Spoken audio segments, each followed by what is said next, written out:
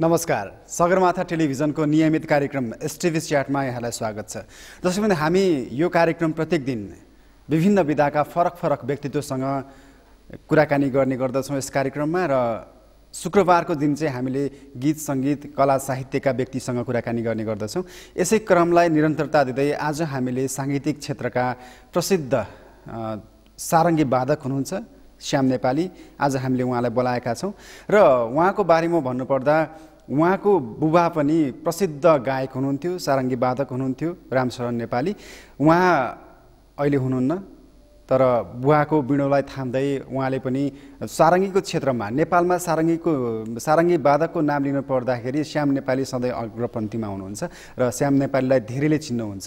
सायद तपाईँहरूले पनि चिन्नुहुन्छ होला। र आज हामीले श्याम नेपालीको जीवनमा, साङ्गीतिक जीवनमा सङ्गीतको आरोह र अवरोहका बारेमा कुराकानी गर्ने जमर्को गर्दैछौँ र तपाईँले पनि हामीलाई हेरेर साथ दिनुहुन्छ भन्ने आशा राखेका छौँ।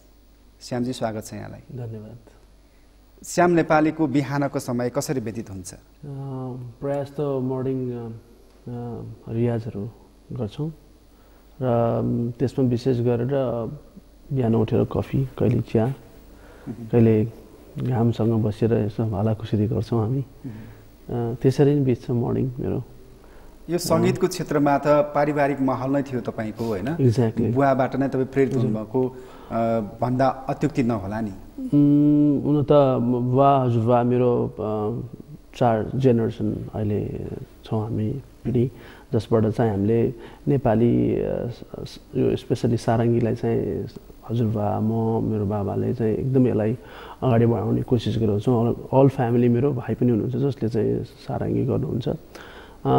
जे होस्, फ्यामिलीमा चाहिँ एउटा इन्भाइरोमेन्टलाई चाहिँ म्युजिकल इन्भाइरोमेन्ट चाहिँ छ म कहाँ। जे होस्, योग्य पिताका सुयोग्य पुत्र भनेर भन्दा पनि फरक नपर्ला है। बुवा पनि त्यत्तिकै राम्रो बजाउने मान्छे र तपाईँ पनि धेरै राम्रो बजाउनुहुन्छ। नेपालमा मात्रै नभइकन विश्वमा धेरैवटा देशमा चाहिँ श्याम नेपालीलाई चिनिसकेका छन् मान्छेहरूले, होइन? र अब अहिले साथमा सारङ्गी पनि छ। मिठो धुनबाट चाहिँ कुरालाई अगाडि बढाउँ न। हुन्छ, म एउटा आज यो मेरो हजुरबाको कम्पोजिसन हो, त्यसलाई चाहिँ म आज बनाउँछु। कति वर्ष अगाडिको कम्पोजिसन होला यो? यो मेरो विचारमा हजुरबाले आजभन्दा कि मिनिमम पनि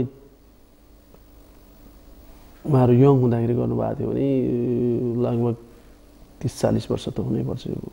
40 वर्ष अगाडिको? हजुर। अवश्य सुनौ।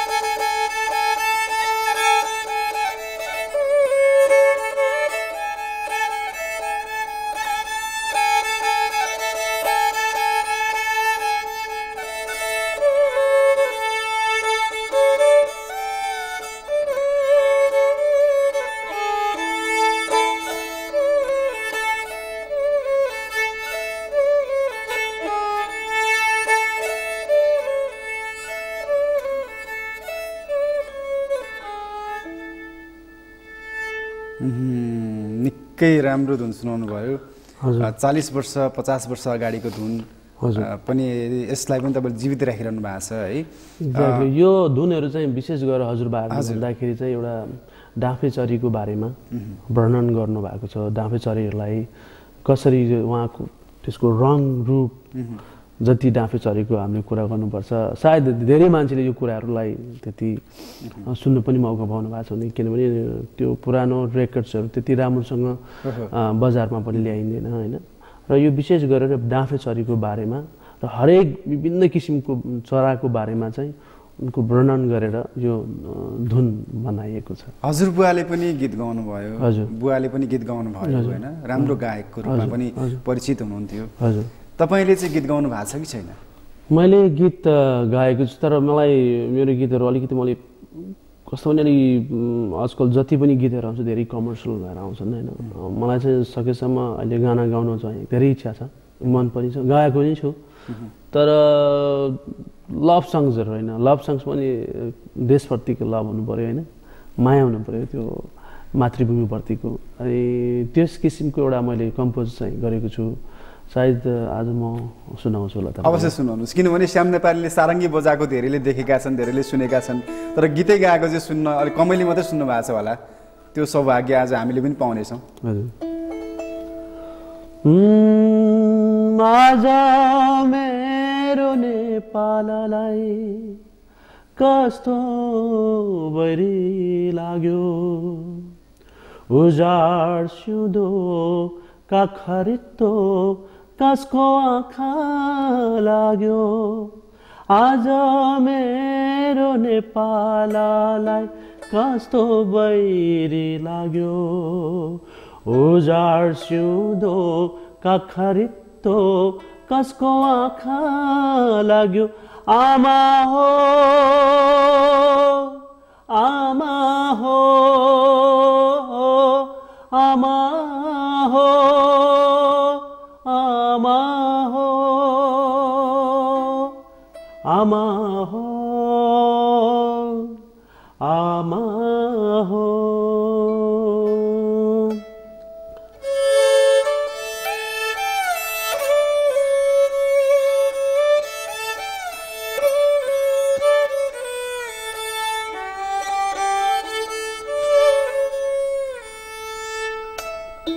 दुध बग्ने दुधको सीमा आज रगत बगेछ, सधैँ घन्की बज्ने मादल आज बज्न छाडेछ।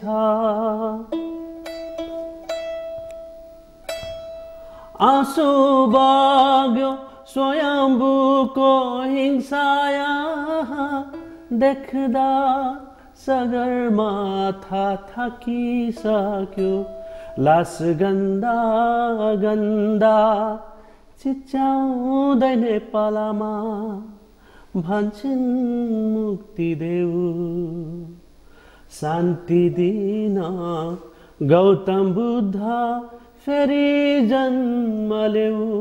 आमा हो आमा हो आमा हो आमा हो। निकै राम्रो शब्दहरू। Thank you. तपाईँले चाहिँ आफ्नो पीडा व्यक्त गरिरहेको जस्तो होइन, एउटा सम्बोधन छ क्या त्यसमा।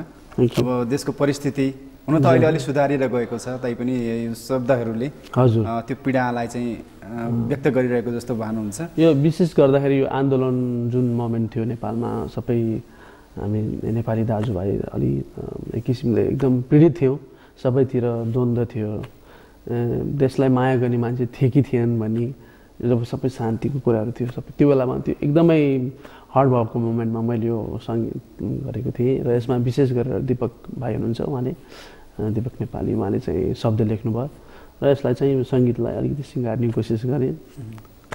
निकै राम्रो छ, धन्यवाद। पक्कै पनि सफलता पाउनेछ तपाईँका गीतले, तपाईँको आवाजले। Thank you. यसरी सारङ्गीमा जति तपाईँका चाहिँ फ्यानहरू छन्, जति तपाईँका शुभचिन्तक छन्, त्यसै गरी तपाईँको आवाजप्रति पनि त्यस्तै बढ्दै जाओस्, शुभेच्छा गर्नेहरूको भिड है। अब तपाईले औपचारिक रूपमा साङ्गीतिक शिक्षा लिनु भएको छ कि छैन?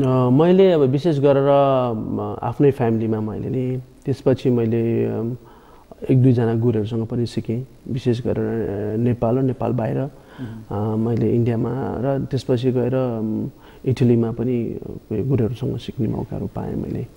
के सिक्नुभयो, कस्तो? विशेष गरेर पहिला स्टार्टिङ मैले भायोलिनबाट गरेको थिएँ, भायोलिन गरेँ। भायोलिन सकेपछि मैले अनि जसरी भायोलिन वर्ल्डमा फेमस छ त्यसै गरी सारङ्गीलाई पनि मैले फेमस गर्न सक्छु अथवा त्यसलाई लिएर अगाडि बढ्न सक्छ। किनभन्दाखेरि नेपाली कुनै पनि यो इन्स्ट्रुमेन्टहरू छन्, जति पनि वाद्यवादन बाजाहरू छन्, ती चाहिँ एकदमै एक किसिमले लुकी बसेका छन्। अब हाम्रो देश 4 जात 36 वर्णको साझा फुलबारी भएको ठाउँमा सबैसँग एउटा एउटा यसको सुवास छ र त्यो सुवासलाई चाहिँ हामी सबैले मिलेर यसलाई प्रबन्धनहरू कहीँबाट पनि भएको छैन, सबभन्दा गाह्रो कुरा। यसबाट गभर्मेन्टले पनि यसलाई यति राम्रोसँग हेर्नु भएको छैन, किनभने अहिले खेलकुदको त्यति राम्रो तपाईँले देख्न सकिन्छ भने सङ्गीतकर्मी आफै जुटेर आफै लागेर मात्रै यसको अलिकति मतलब प्लस अफकोर्स यसमा मिडिया हुनुहुन्छ जसले एकदमै सहयोग गर्नुभएको छ यो। तर खासै भन्दा पर्दाखेरि अझै गभर्मेन्टले चाहिँ यसलाई चाहिँ सशक्त रूपले जुन लाग्नु पनि त्यति लागिरहेको छैन। नेपाली विशेष गरेर अझै मैले भन्दाखेरि कल्चरली यो हिडन हेरिटेज भन्छु म, यो यिनीहरू चाहिँ एकदम हिडन भइरहेछन्। यिनीहरूलाई चाहिँ वर्ल्ड वाइज हामी लान सक्छौँ। एउटा नेपालमा पनि इन्स्ट्रुमेन्टल्ली अर्केस्ट्राहरू क्रिएट गर्न सक्छौँ। त्यसमा चाहिँ तपाईँको यो सारङ्गीहरू भयो, तपाईँको पञ्चबाजाहरू भयो, तपाईँको नौमती बाजाहरू छन्, त्यस्ता बाजाहरू तपाईँको राई लिम्बूहरूको अब छ्याब्रुङदेखि लिएर कतिवटा सारङ्गी छ नेपालमा? मेरो विचारमा तपाईँको तराईमा चाहिँ अलिकति डिफ्रेन्ट छन्, तराईमा एकदमै डिफ्रेन्ट सारङ्गीहरू छन्, त्यसको अलिक बनावट डिफ्रेन्ट छ। र अरूको अलिकति मोडर्नली डेभलप भएको चाहिँ पोखरामा अझै हुनुहुन्छ, त्योभन्दा एकदम मोडल राम्रो डिफ्रेन्टली अलिकति सङ अलिक हायरमा गाउने सङ्ग्सहरूमा चाहिँ तपाईँको सङ्गीतहरूमा चाहिँ भोजपुरमा हुनुहुन्छ। अनि त्यो विभिन्न ठाउँको विभिन्न किसिमको चाहिँ एकदम अब सुदूरपश्चिममा पनि इलेक्ट्रिक सारङ्गी पाइन्छ कि पाएन? अहिले यो अहिले मैले जुन बजाएर छु यसलाई इलेक्ट्रिक गर्न सकिन्छ। यसमा तपाईँले वर्ल्डको कुनै पनि ग्याजेट राखेर बजाउन सक्नुहुन्छ। दर्शकवृन्द, हामीसँग हुनुहुन्छ प्रसिद्ध सारङ्गी वादक श्याम नेपाली। हामी उहाँसँगको कुराकानीलाई एकैछिनपछि जोड्नेछौँ। सगरमाथा टेलिभिजन हेर्दै गर्नुहोला।